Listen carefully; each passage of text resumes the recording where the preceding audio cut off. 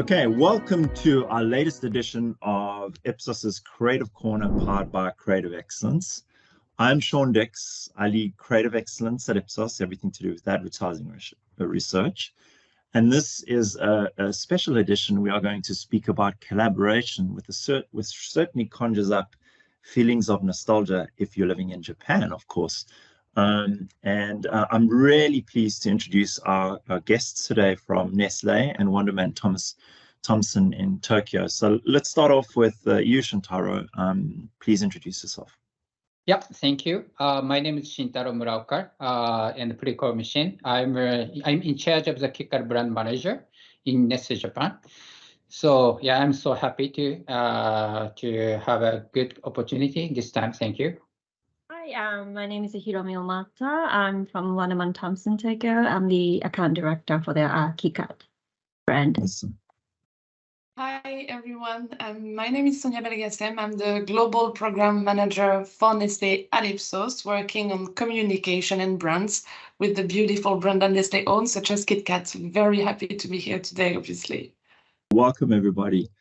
So I'm going to tell you a little bit of a story because, you know, I have a 15-year-old son who is a big fan of Japan. So he's into mangas, watching the videos, reading the books. And I was sitting quietly minding my own business in my office, as I usually do. And I had your video on the TikTok KitKat video. And I was reminded by my 15-year-old son exactly who this gentleman was, Pikotaro. And he said, "Oh, Dad, that's the pineapple man." And I was quite surprised. I couldn't believe it, because he went on to tell me this guy was famous a few years ago and the song went viral. And I was like, my colleagues didn't even know that in my team. So, you know, this is the beauty of this ad. It brings back so many great feelings and conjures up, as I mentioned earlier, these feelings of nostalgia. But I think you guys were onto something really, really special at Nestle that you've created for KitKat. It's what we would refer to as a true misfits ad. And, you know, we've written this book about misfits creative or advertising, which really breaks through the shackles of conformity. And on a platform like TikTok, this is an amazing achievement. So I think really, really well done.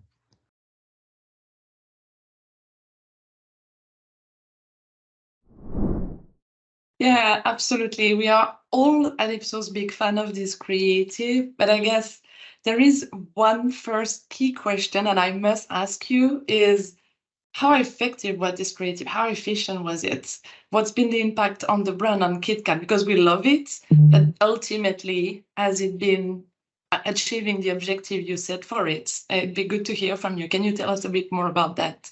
Shintao, maybe you want to start? Yeah, sure. Thank you. So, yeah, the business impact of this project was quite good, because we could increase the sales and also the market share of the KitKat core business in Japan, and as specifically the sales up around nearly the 1.4 times compared to the same positioned product of the previous year. And you know that in the confectionery business in Japan, availability, visibility, accessibility every year is so important, significant. And then but through this campaign, we was able to improve the visibility, accessibility, and also the addition of the amazing spread of the KitKat has succeeded in raising our offtake. That's very impressive. Thank you very much. Really talk a lot about the success of this creative. Yomi, you want to add something on that? Yes, so in terms of the brand impact, the content on the TikTok achieved 90 million views, which was huge. And what it means to us is that we've reached a quite large number of young people who are very important to the brand. So that was really good. Yeah, I can imagine. Well, those are huge numbers, and you guys must be super proud. Well, I think one of the things we're all aware of, right, is that not all creatives are meant for specific platforms or media. And I think as an advertiser, it's quite challenging to get it right on specific platforms. And based on some meta learnings that we at Ipsos have done, across the industry, we've identified key elements that make strong ads on TikTok, such as making sure that it looks native, the importance of hooking viewers quickly. I think that's critical. Also maxing out the entertainment value, especially on TikTok. It's one of those platforms that is very quick for the thumb to go over.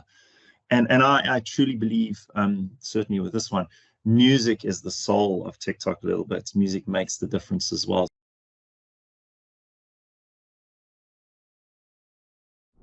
So my question for you both here is, how did you approach the campaign development in general for TikTok, and more specifically for this campaign for Yokobari Double?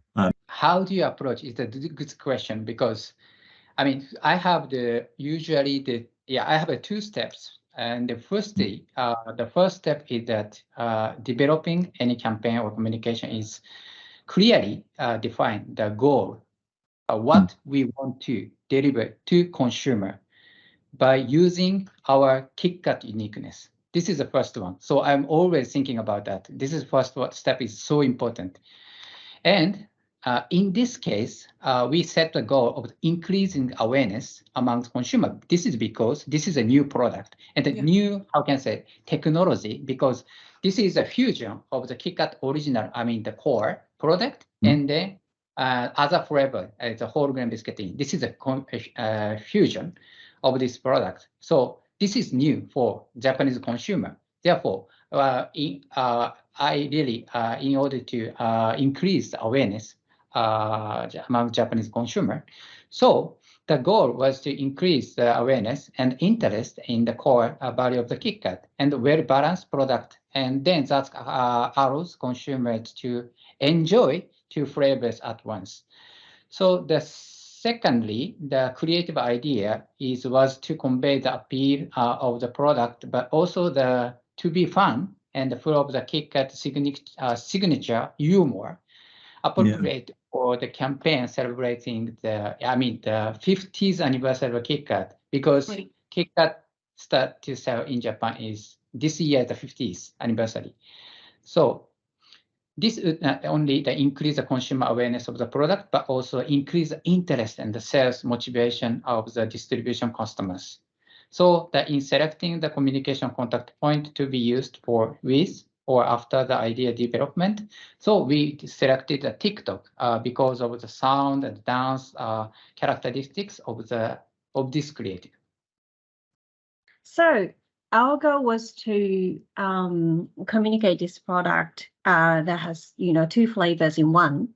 But if you are to communicate it from the manufacturer's perspective, it is not going to be entertaining.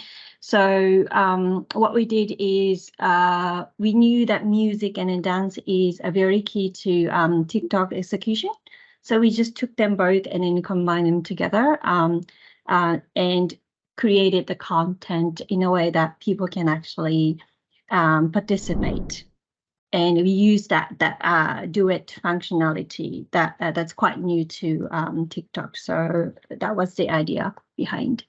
It's really interesting how you talk about keeping the goal in mind in the first place. You have an objective, but then around you get the creative idea, you get the creativity, you think about the context, the concept itself, and the people. So yeah, and it really was a success. So I guess it's a good recipe in the end. Thanks for sharing that. We've seen how successful this creative has been. You've talked about the brand impacts. We also tested the creative in our Creative Spark tool, our pre-testing tool, among thousands of ads. This creative really performed at the top.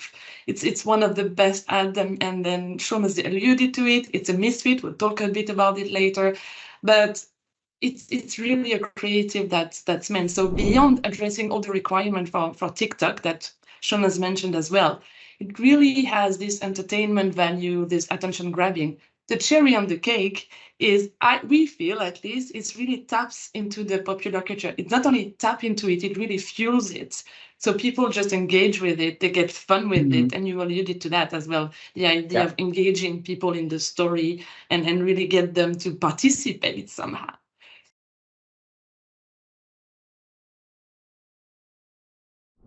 So quick question for you. How did you come up with this idea? Like, what gave you the confidence to go through, as you said, not to manufacture a story, but really a convention-breaking story, and to partner with Picotaro? What was the driver of that? We're really curious to hear about that. So this idea just I didn't create by myself, because I didn't want to formulate idea. It's on its own.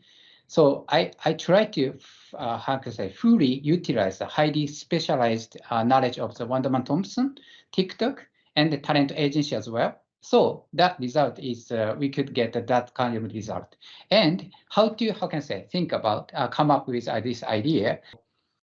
I personally think that there are 3 key points. Firstly, the going back in the force between the left brain and the right brain. So I exchange and creative and how can I say, logically creativity. Then, so also I think about the daily consumer insight habit of Japanese. So, for example, the lifestyle, how usually they check the social media on the train or social media or store. So I always checking how the consumer doing. And lastly, the experience as a media planner, because I was a media planner before. So while thinking logically about what should be done to convey the core value of a KitKat, well-balanced product, so allow you to, so anyway, to, I would say, consumer to enjoy the two flavor.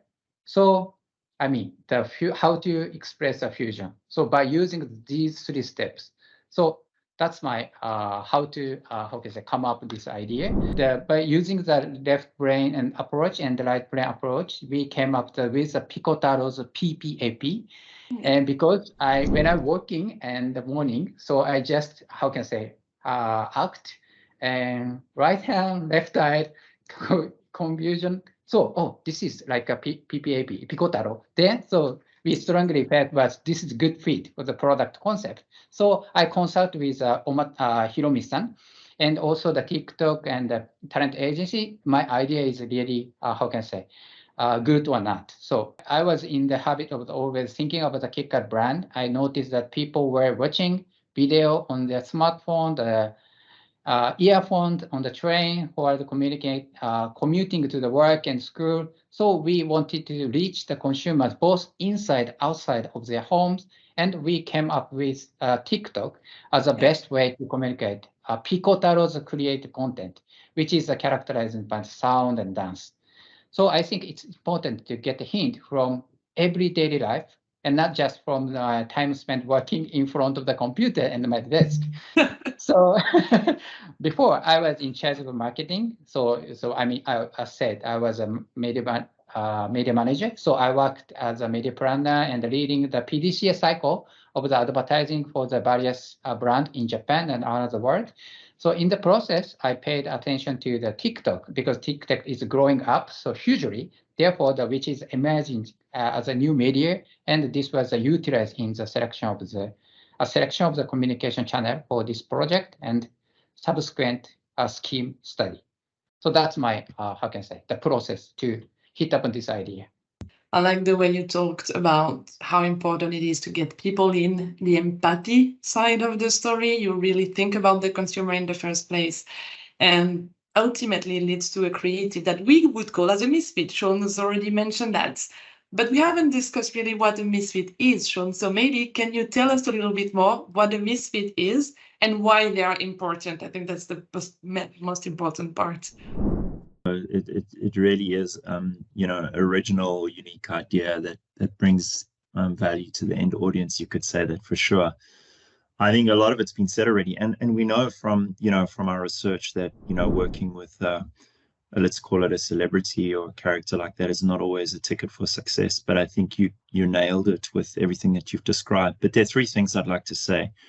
The first thing is that, you know, the ad works in a way for that particular platform, for the brand or the product, the new product, because it taps into something that's very important as a primary condition for any advertising to really be effective, which is memory encoding, or what we refer to as brand attention. So the creative experiences that the story is working with are just brilliant. So it taps into what you referred to, Sonia, as popular culture. And Shantara, you were talking about how you got to the ABC, or Hiromi to the ABC, as you referred to it. But the story just offers a really unique way of, an entertaining way of, that people in Japan obviously loved. And with 90 million views, that's awesome. But Sonia, you alluded to empathy and fitting in. It works because it doesn't need to be a story about the ingredients necessarily, although they're there, right? It's the whole thing just is fluid. And I think that's why we see in the results from the Creative Spark you mentioned, Sonia, very strong, you know, results around empathy and fitting in and credibility. But also it's a very clear and compelling creative idea. So, you know, difficult to bring when you've got a character like that, the challenge of the platform, the music and everything, and still make the product pop. I think the creative idea does that fantastically, because it sets the product up to have a stage to perform really well, and it delivers, yeah, in an entertaining way that if you are on the train in Tokyo, wherever you may be, looking at your phone, you know, you're not going to turn away because it's catchy and it brings all of those elements we've discussed already. So I think, yeah, it's worthy of a Misfits Hall of Fame. You know, it needs to be framed in the Misfits Hall of Fame, in my opinion. Thank you very much for your time today. It was really good to have you around. And yes, we'll look at the video once more, because we can't stop looking at it anyway. So thank you very much for joining us today on this latest edition of our Creative Corner, powered by Creative Excellence at Ipsos. Best regards to Japan. We love this story and hope to hear more from you in the future. And thanks again for your time. Appreciate it. Take care. Bye.